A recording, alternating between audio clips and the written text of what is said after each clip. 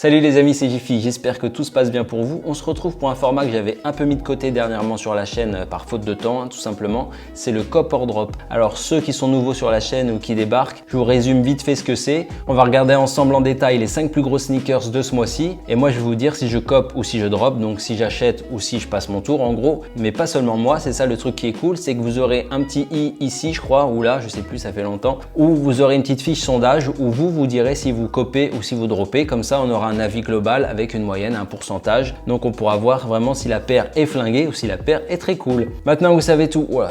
On dirait que j'ai un col en V avec le micro, c'est l'enfer. Maintenant que vous savez tout, on attaque tout de suite avec la première, la grosse sortie du mois de mai, sans aucun doute. C'est bien sûr la nouvelle Travis, la Travis 270 React.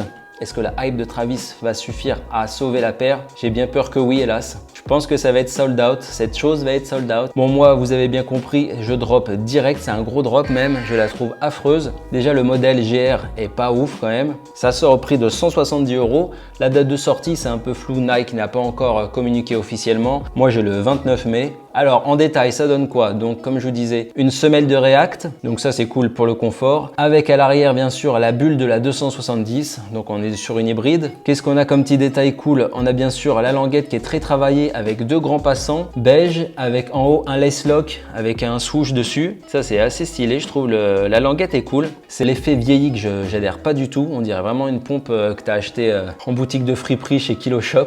Ouais, donc la semelle est très jaune comme si elle avait vécu l'enfer. En plus, j'ai lu sur des forums, alors c'est peut-être des conneries, hein, mais genre ils disent que si tu la portes quand il pleut et tout, apparemment le traitement s'en irait à l'eau. Donc à voir si c'est vrai, info ou intox. La languette derrière est stylée parce qu'on retrouve l'espèce de croix, le crucifix, le logo Cactus Jack. Les détails sont sympas en fait, mais dans l'ensemble, je trouve ça pas beau. Voilà, on a fait le tour de la paire ensemble. Pour moi, c'est un drop sans hésitation. Le prix est correct, je trouve 170 en plus pour une collab qui est quand même travaillée. Hein. C'est juste que moi, j'aime pas le travail qui a été effectué dessus. Qu'est-ce que vous en pensez? Est-ce que vous copez ou vous droppez? Ben, c'est à vous de jouer. On va dire que c'est là. Ça se trouve c'est là, mais on va dire que c'est là. Voilà, c'est à vous de jouer. Je suis vraiment curieux de savoir si elle va être sold out. Je pense que oui. Mais surtout, est-ce qu'elle va se revendre? Est-ce que le resell va être important là-dessus? C'est bien sûr un petit coup marketing de Nike, hein. Ils nous sortent cette silhouette qui est GR normalement, qui marche, je sais pas, peut-être bien ou pas très bien. On va voir si les gens qui n'ont pas pu choper la Travis vont se rabattre sur la version grand public, hein. C'est surtout ça, je pense, le petit coup de Nike. On enchaîne avec la deuxième grosse sortie du mois de mai pour moi. Ça sort le 9 mai, c'est la Jordan White Royal. Elle a plusieurs noms. Le White Royal, c'est le nom qu'ils disent sur l'appli Sneakers, au prix de 160 €. Voilà, je regarde. Donc là, ça mélange bien sûr une Royal, une Air Jordan Royal, donc le coloris qui est bleu et noir, avec une paire plus classique noire et blanche. Moi, je suis plutôt déçu sur cette paire parce que surtout, on avait vu des fuites avec des mock-ups sortir qui étaient plutôt stylés. Je vous le mets à l'écran là. Avec l'arrière qui était bleu, ça change tout, tandis que la version définitive, comme tu peux voir, elle a l'arrière noir avec le logo Wings blanc dessus. C'est pas ouf, je trouve. Par contre, à custom, je pense, ça peut être pas mal. En fait, ce qui était cool avec le mock-up, c'est qu'il s'inspirait vraiment de la Jordan 1 Fragment, hein, un gros graal pour les amateurs de Jordan 1. Et je pense qu'ils n'ont pas voulu se torpiller, Nike, donc ils ont sorti un truc un peu différent pour garder la grosse hype autour de la Fragment. Donc pour moi, tu l'as capté, c'est un drop aussi, hein. À toi de me dire ce que tu en penses de cette Jordan White Royal. Voilà, juste ici, c'est à toi de jouer. Je pense que ça sera sold out aussi facilement, hein, parce que les dernières Jordan 1, c'est la grosse mode en ce moment, ça part direct comme des petits pains. Ça se revend plus ou moins bien selon les modèles, hein. Mais bon, ça se vend quand même. Et je vous le dis, à mon avis, pour le custom, il y en a pas mal qui vont la choper juste pour ça. On part maintenant du côté de la gamme skateboard de chez Nike, Nike SB, avec bien sûr la grosse Dunk qui sort au mois de mai. Vous n'avez pas pu y échapper, c'est bien sûr la Dunk SB Ben & Jerry's qui sortira le 23 mai normalement au prix de 110 €. Déjà, c'est pas cher les Dunk, ça fait plaisir. La hype de la Dunk qui n'a jamais été aussi haute, bien sûr, là, qui continue de monter grâce à Travis, entre autres, hein. Donc celle-là, je pense qu'elle va se faire déchirer. Alors qu'on va pas se mentir, le coloris est tellement spé et tout, à mon avis, sans la hype autour de la Dunk, ça serait passé sous les radars, personne n'aurait calculé à part les gros fans de SB ou les gens qui aiment les trucs vraiment un peu space. Mais là, tout le monde va se jeter dessus alors que la paire est quand même super dure à porter, hein. Moi, j'aime bien parce que c'est gaulerie et que je suis fan de Dunk SB. Mais si ça n'avait pas été la hype du moment, à mon avis, personne l'aurait chopé. Bref, ça, c'est un autre débat. On va regarder en détail et elle est bourrée de détails. Ça fait plaisir. On adore. Déjà, au global, la paire est très colorée. On retrouve un swoosh jaune qui dégouline là. Sur les imprimés vaches, donc en référence bien sûr à Ben & Jerry's, au pot de Ben Ben & Jerry's, voilà, je vais te mettre le visuel direct. La Chunky Monkey dont est inspirée la paire. On retrouve les couleurs donc du ciel sur la Two-Box, ce bleu. Les couleurs de la vache qui sont en poil de poney apparemment tout autour de la paire. Ils sont lâchés, franchement ils ont eu carte blanche je pense pour faire la paire là, c'est un délire. On retrouve l'étiquette qui est très stylée avec la typo Ben & Jerry's où il y a écrit Nike SB Chunky Dunky en référence à la Chunky Monkey, le parfum de glace de Ben & Jerry's. Donc ils ont récupéré la typo pour l'étiquette. Cette typo on la retrouve également sur le heel tab de la paire avec écrit Nike. La semelle extérieure est verte pour rappeler l'herbe bien sûr, hein, le gazon. J'ai pas bien vu de photo de la boîte mais je pense que ça sera juste la boîte des éditions spéciales Nike SB, donc la boîte multicolore comme sur la Travis. Ça aurait pu être vraiment cool qu'ils poussent le délire jusqu'au bout en faisant une boîte imitation boîte de glace, comme avait fait d'ailleurs la marque Ice Cream de Pharrell là où c'était une boîte de glace géante. Elle est livrée avec 3 paires de lacets, donc des blancs, des jaunes et des verts. Et c'est pas fini parce qu'à l'intérieur il y a aussi tout un délire tie and dye hippie, donc multicolore sur tout le lining, tout l'intérieur de la paire. Mais le résultat est très cool, très dur à porter, hein, parce qu'au niveau des outfits, je pense qu'il va falloir la jouer tranquille, si on arrive à cop bien sûr. Parce que si tu matches ça avec un t-shirt peau de vache, franchement, t'es chaud bouillant.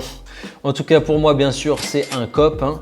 C'est pas très cher et la paire est vraiment cool en tant que collectionneur. En tout cas je sais pas si je la mettrai, c'est un peu comme la Air Max One Suzanne, c'est un peu une paire de collection, pas facile à porter mais vraiment un bel objet. À toi de voter, dis-moi ce que t'en penses, c'est la cop or drop. Est-ce que la hype de la Dunk est assez forte pour sauver une paire imprimée vache? Dis-le moi.